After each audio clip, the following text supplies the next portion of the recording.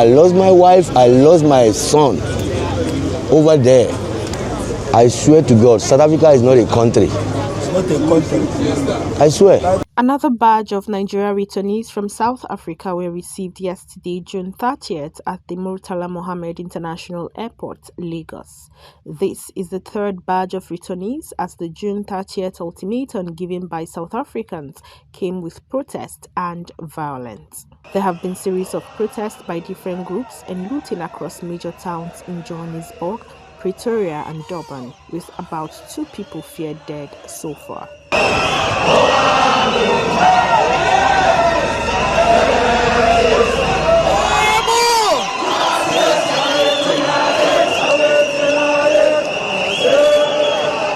As concerns mount over the safety of Nigerians and other African nationals living in South Africa, Chairman and Chief Executive Officer of Air Peace, Onyema, who has been at the forefront of the evacuation using his airline and other airlines, in collaboration with the federal government, is advocating a different form of response, one rooted not in violence but in economic action. Speaking in an interview on Rise TV, Onyema condemned the continued targeting of foreign nationals, describing xenophobia as a threat to African unity and economic cooperation. Rather than retaliatory violence, the businessman called on Nigerians to adopt peaceful but impactful measures, including the withdrawal of investments from South Africa and a coordinated boycott of South African-owned businesses operating in Nigeria. Totally agree that there should be a stop to foolishness. Every time they do this and they get the support of their government, I don't understand how all of a sudden South Africa lacked police force, like the military, like every security agencies that could have stopped these people. How do you explain where people will march into somebody's house, bring you out, questioning you, can I see your papers? You're a foreigner, you had to go back home. You had to go back home. What have they done? The shops they are running, what kind of employment did you provide for him to run a shop? He brought money from Nigeria and opened a shop in your country to help your country and help you.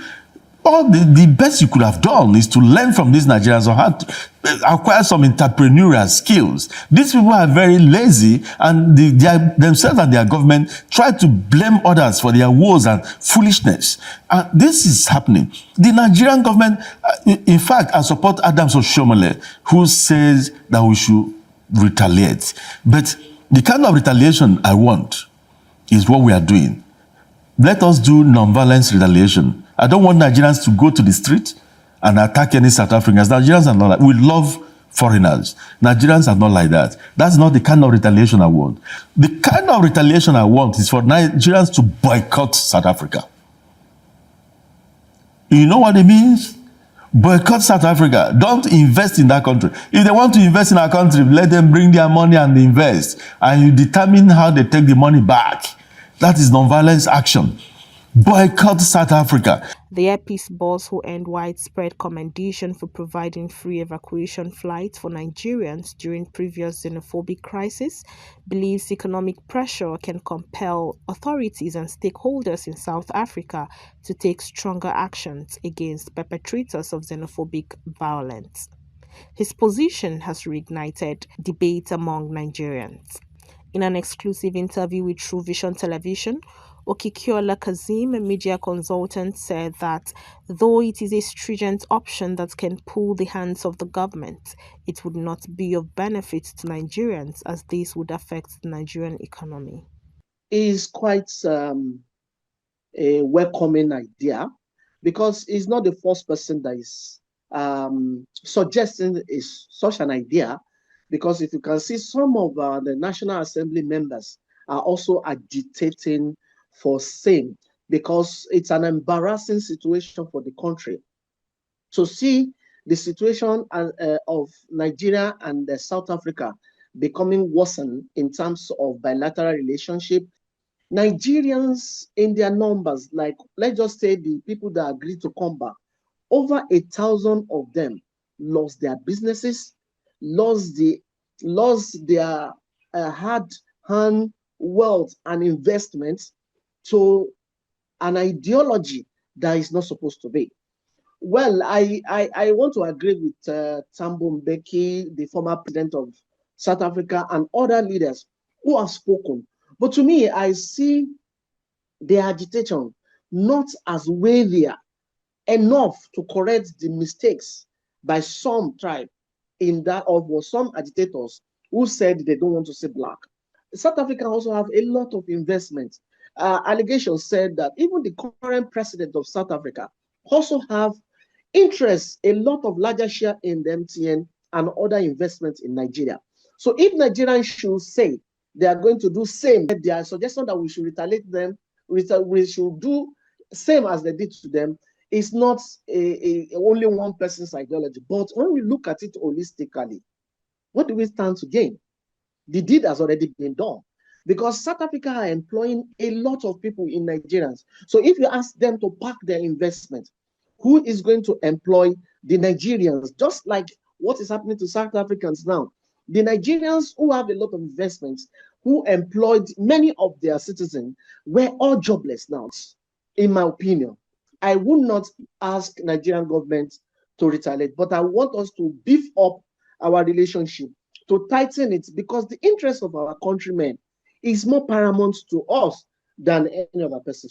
Barrister Fatai Abiodun, in his view, said Nigeria should stop banking on what they did for South Africa in the past, as that is in the past.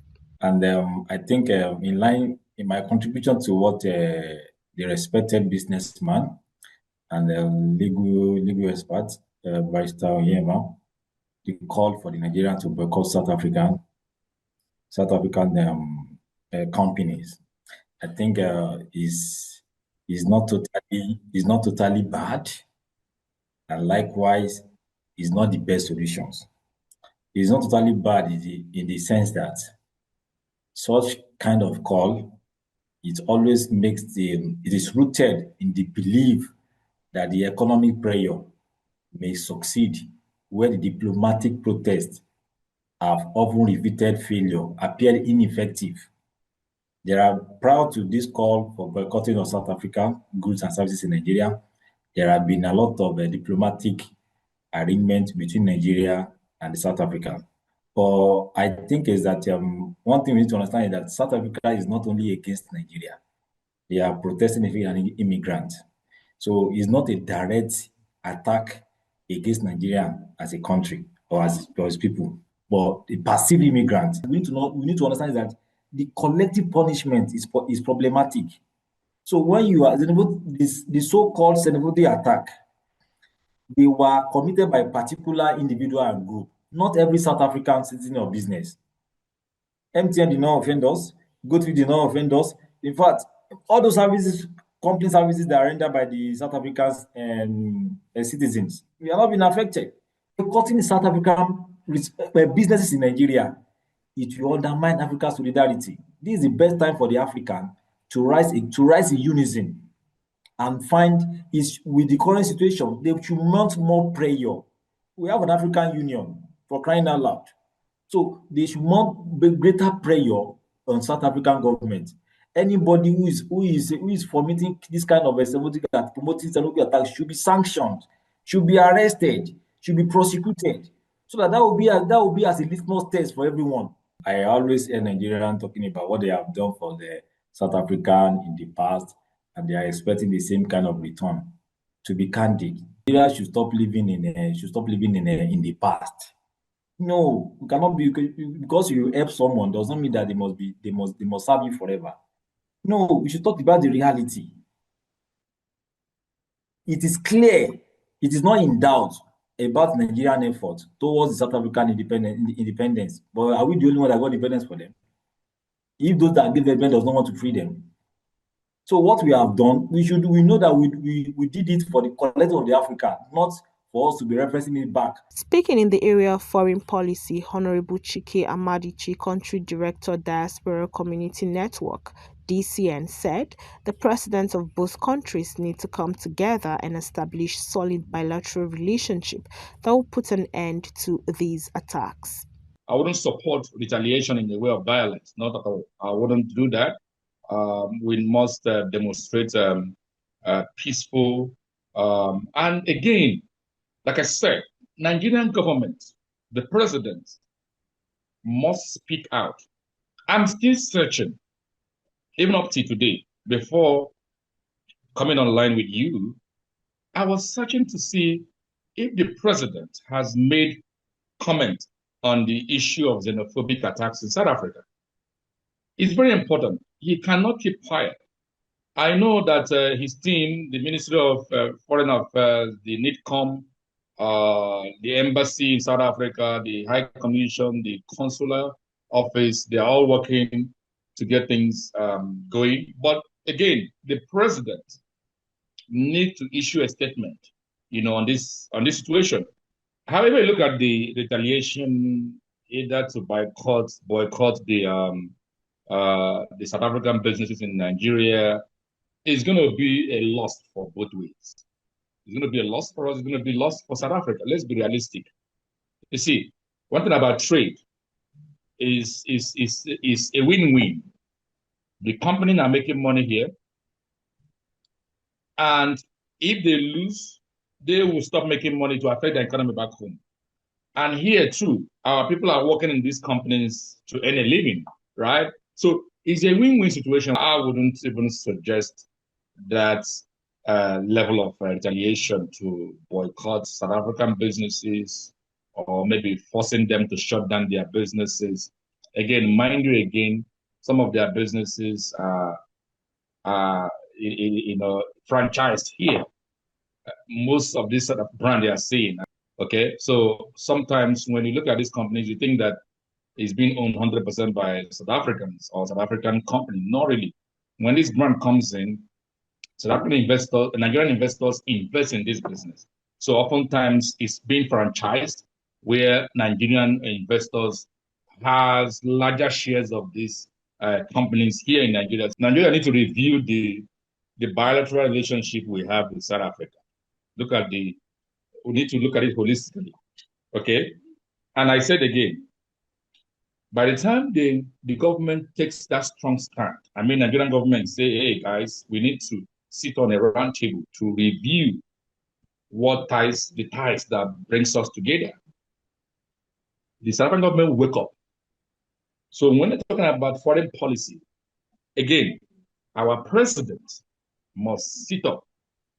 It is their citizens, it's his citizens that is being humiliated. When I look at the video trending online, how they are stranded in front of the High Commission, it breaks my heart because I knew how proactive Ghanaian government was to bring back their citizens at the early stage of this incident, over 2 months ago. Ghanaian government, the two governments must sit together to review what binds us together. In a related development, former Kaduna Central Senator Shehu Sani, in a post shared on his X account, has criticized South Africans in what he described as a contradiction between hostility towards foreigners and dependence on foreign assistance. In his words, he wrote, "South Africans are not happy that the US withdrew funding for HIV prevention and treatment. How can you reject foreigners but crave for foreign funding?" Nigeria's acting High Commissioner to South Africa, Alexander Ajayi, has noted that the government is actively seeking compensation from South African authorities to ensure that the returnees do not bear the financial losses alone. According to him, the government has started documenting the businesses, homes, and assets that Nigerians were forced to leave behind. For many observers, the larger issue remains the protection of African migrants and the need for stronger collaborations between African governments to tackle xenophobia at its roots.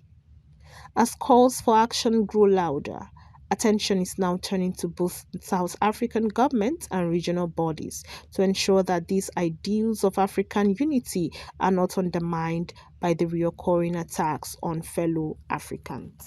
In Abuja for True Vision Television, Ebere Anibo.